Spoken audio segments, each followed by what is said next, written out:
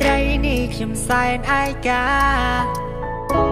សម្លឹងមើលទៅដួងចន្ទថ្លាតើថ្ងៃណា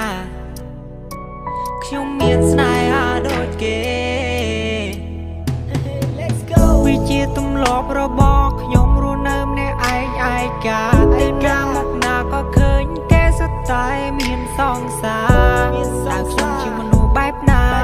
ឬមួយរូបខ្ញុំមិនល្អទៅគ្មានអ្នកណាប្រាថ្នាអង្គុយបនព្រះបនទេវតាខ្ញុំបានជួបស្នេហ៍ពិនរួចផុតពីភពដល់ឯការួចផុតពីភូមិដល់ងងឹនមិនចង់ពិបាកចិត្តមិនចង់នៅដេកអត់លិនព្រោះតែគ្មានស្នេហាព្រះច័ន្ទនៃសមុទ្រក៏មានអ្នកលួចលងស្នេហាលងមើលដួងតារាក៏គេមានគូរះត្រៀបត្រាចំណែកខ្ញុំឯកាគូប្រេងនៅឯណាហើយមួយក៏ទេវតាមិនបើកភ្នែកអង្គុយលេងទូរស័ព្ទដល់យប់ជ្រៅម៉ោង2ម៉ោង3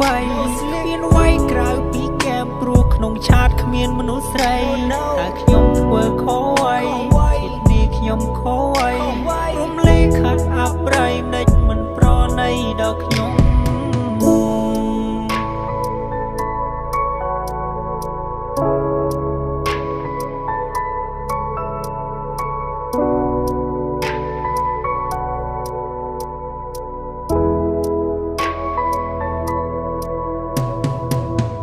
ខ្លាយទៅជាភាសាបាសីហោះហើរទាំងគូត្រកងចង់រស់នៅម្នាក់ឯងកណ្ដោយកណ្ដែងគ្មានគូសាសងលើណាជួយប្រាប់ខ្ញុំផង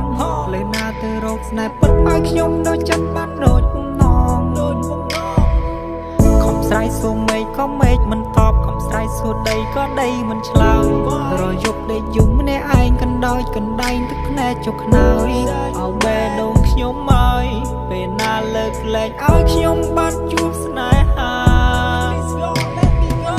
បើសិនជាអាចខ្ញុំមានអំណាចមានឥទ្ធិពលខ្លាំងក្លាចង់ហោះឲ្យផុតពីភពផែនដីរួចហើយទៅជួបនឹងទេវតារួចហើយខ្ញុំសួរលោកថាគូប្រេងខ្ញុំនៅឯណាហេតុអ្វីខ្ញុំរស់ឯកាម្លេះ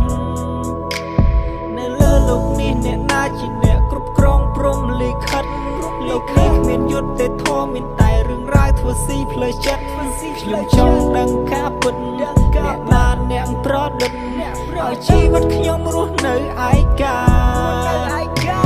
ព្រះច័ន្ទនៃសមុទ្រក៏មានអ្នកលួចលងស្នេហាលងមើលដួងតារាក៏គេមានគូរះត្រៀបត្រា